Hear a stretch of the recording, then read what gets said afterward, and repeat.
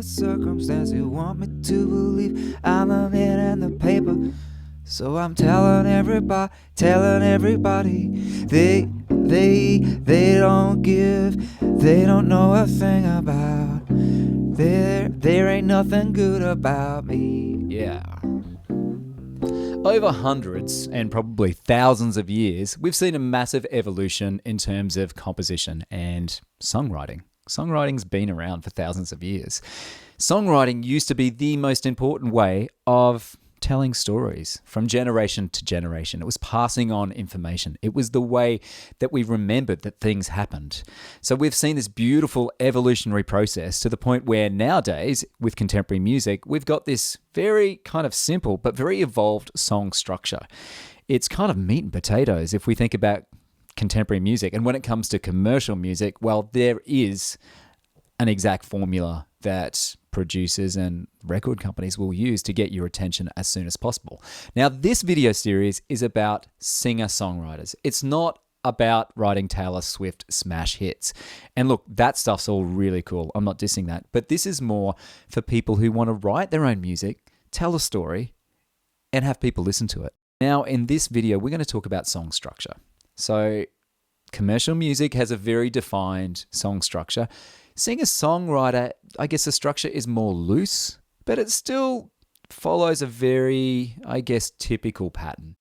Having a loose structure doesn't mean that it needs to be chaos.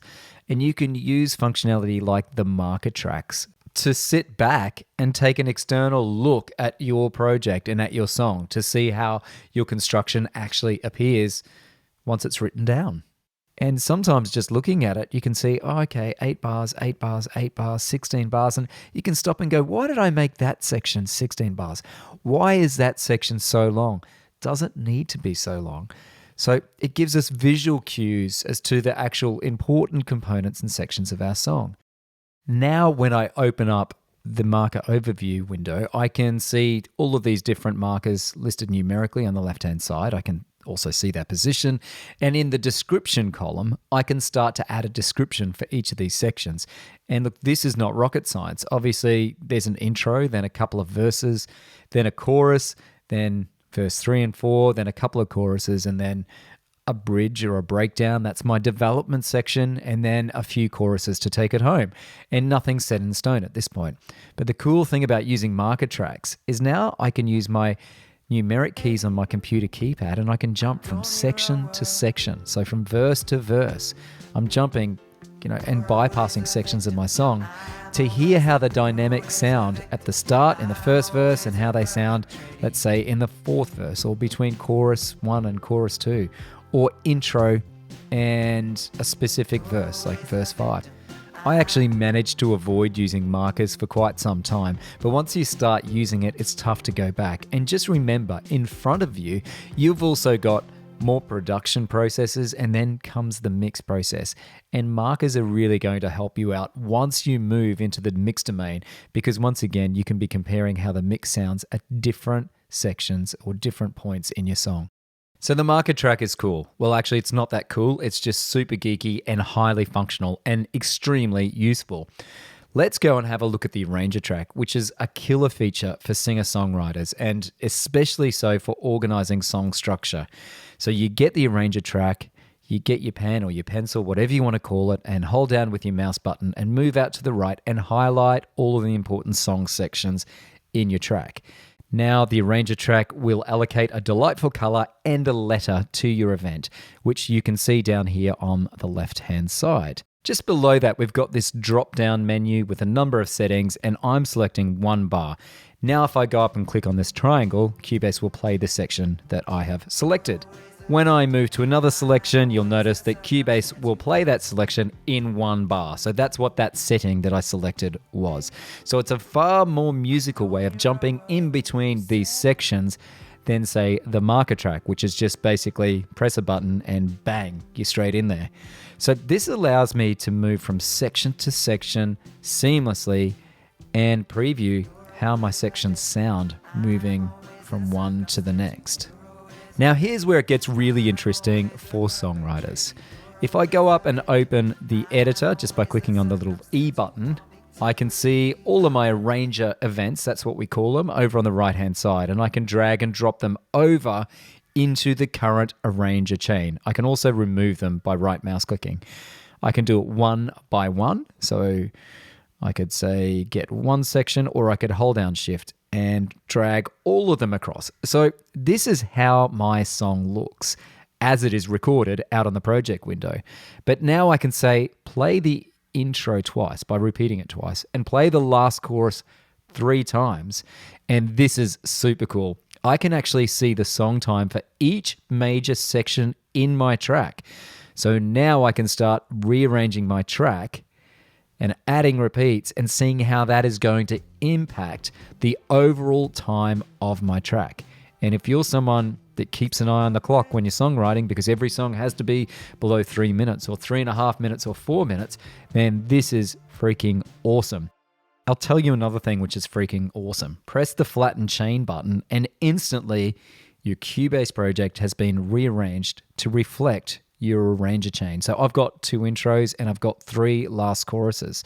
So Cubase has just restructured my whole entire song, and it's a DAW, so nothing is definitive. We can always undo it.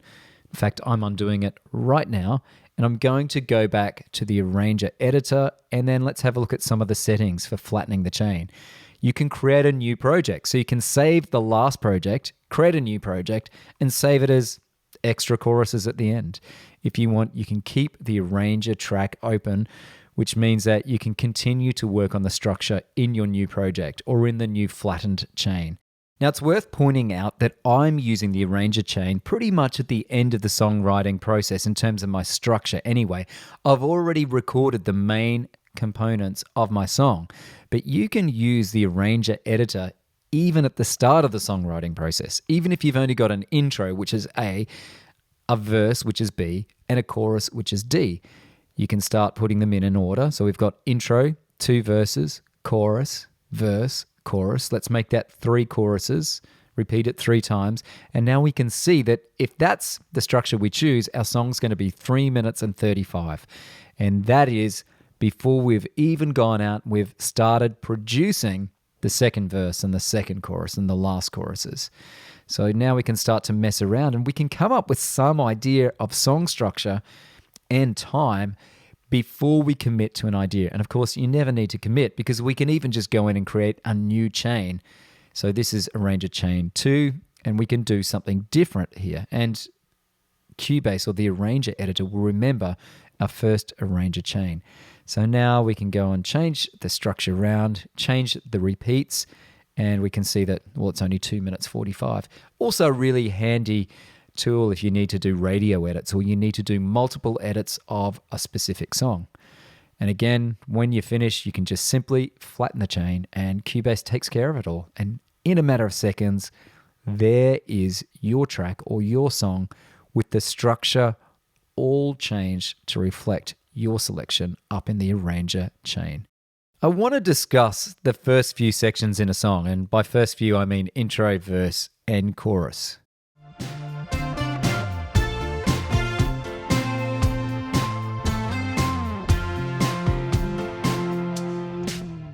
Not every song has to have an intro. Sometimes it might just be a chord with someone singing and coming in. But a lot of singer-songwriter, I guess, production styles will involve some small intro just to set the scene, and that might be a drum groove. It might very well be an acoustic guitar playing some sort of riff. But the intro is generally something that's free of the main melody, and the intro will often contain a number of different hooks. And those hooks are there to get us engaging with this music before we start telling our message. So the intro is basically setting the scene for what's to come. Then we move to one of the most important sections of the song, and that is the first verse. So the first verse is basically telling the first part of the story. Now, in the song that I've written, I've tried to stay away from writing songs about love, which is something we all fall into the habit of doing. Let's write a song about this girlfriend or this partner or an ex. Let's write an angry song. In this song, I'm telling a story about a gaslighter. So someone who is trying to alter my version of reality. Like things happen and I'm saying, hey, this is not cool. And they're like giving me the Jedi. No, that didn't happen. Now, how do you tell a story about gaslighting and something that people can hold on to? So in this case, in my very first verse, I'm setting the tone. I'm saying, hey, walk away. I don't hear a word you say. This is happening every day. And basically I'm saying I'm sick of it. So I'm setting this tone. And in my very first verse, the thing I've done is given it a very specific structure. It goes for a certain length. And that's my verse where I'm setting the scene. I'm saying, hey, this is what's going on for me, and it's not cool. And my verse is very low key. It gives you time to get an idea of the melody without too much other stuff going on. So my intro is setting the scene. My first verse just breaks it all down. Step away. I don't hear a word you say. It happens every single day. You're telling everyone about me. I'm so tired. I wanna get to sleep tonight. I'm not saying it's all a lie. I just wanna make it out alive. And then I get into the chorus. And the chorus is really where I'm going, hey, this is the whole point of my song. You're always the victim. I'm always the perpetrator. I'm always the circumstance. And this is not cool. You're telling everyone about me and I don't like it. I'm tired. I'm sick of it. I want it to stop. And I'm repeating this line over and over again. Not the actual lyrics, but I'm kind of using repetition to say the same or to present the same melody twice so that the person who's listening to it gets some idea and hopefully it gets stuck in their head. You're always the victim. I'm always the circumstance. You want me to believe I'm that man in the paper. So you're telling everybody there ain't nothing good about me. Most nights I stay up thinking, then I stop believing all the things you say about me. I know it ain't easy on you too. We gotta set ourselves free. The other thing I've done with my melody is I've changed the actual melody up so that it's got contrast to the first verse and the second verse. And I've also changed the production. So the difference between the first verse and the chorus is basically the first verse is saying something, the chorus is repeating it. It's substantiating what I'm saying. It's verifying it to the listener and going, this is the important thing. And just in case you don't get it, I'm going to say it again in the second chorus. And then I'm going to repeat it again at the end 2 or 3 times so that you really hear what I'm trying to say to you because it's really bloody important. So that's the difference from song structure in terms of melodies. But when we go through, I guess, in terms of these production building blocks, we're setting it up in the intro. We're giving the first verse room to move, room to breathe, room to, tell our story. The chorus, we're starting to jam home our message. This is the first time we're presenting it in the first chorus. Then the second verse is basically, it's developing this theme. It's developing our message. And it's not just developing this theme from a lyrical point of view. From a production point of view, what we need to do is add some contrast. So if you're a singer-songwriter and you're just sitting there playing a guitar, not just sitting there playing a guitar, but you're playing and singing, you can use the emotion of that minimalist approach. If you're sitting in a hall and you're singing it to people, you can use dynamics to make your message stand out. You can bring it right back in the verse and you can, chill out and play something and sing it. Then in the chorus, you can get a bit heavier. Well, with music production, we can do the same thing just by using different types of textures in these different song sections. So the second verse is going to differ to the first verse. And we're going to differ it by using different lyrics. We might even differ it by doing things like doubling the melody or bringing in harmonies so that it's, it's sounding a little bit stronger. Then we go to our second chorus. And this is usually the way song structure works. Either 2 verses, verse 1, verse 2, chorus. Verse 2 or verse 3, chorus. It's up to you. You can have as many verses as you want in between. Just remember attention span. So don't go on for too long. You can also break up a chorus and the second verse by having an interlude. But then again, you've got to think, does this interlude really impact the listener? Is it important? Do I need it? Do I really need this here, or can I do without it? Can I cut it? And one thing that's really cool, one thing that you can do in a DAW is you can make it as long as you want to start with. When you're sitting down and you're figuring it all out, there's no limit. Have a 10-minute song, have an 8-minute song. It doesn't matter, because you can come in with scissors and you can go, no, don't want that. And you can cut out a whole entire section. And then you can move the section behind it up and slip it in so that you're getting rid of these interludes. So verses, chorus, interlude if you want. Some people call it the bridge, depending on where you're geographically located in the world. Then you've got your verses again, your second chorus, and then this is where you've got a big decision. Are you going into a bridge? Are you going to develop your song into a different chord progression or into this different place, which takes us, miles away from where the actual chorus was, and it takes us on another journey? If you do, that's cool. The bridge or the development section gives us the opportunity to do this. But then you're coming back to home. And where's home? This is another big decision you're going to make. Are you going to have another verse? Is the verse dynamically going to be at the same level, or is this last verse going to drop down? Is it going to have the dynamic? So it brings it down, and this is really, the most important thing that you've got to say in a verse. After that, how are you going to bring your chorus back in again? Because you're almost always going to end on a double chorus. It's up to you. Once again, there's no rules. But a lot of the time with singer-songwriter, song composition, we're going to end with a double chorus, and then we've got to think about how we're going to end the song. The things you say about me, I know it ain't easy on you too. We gotta set ourselves free.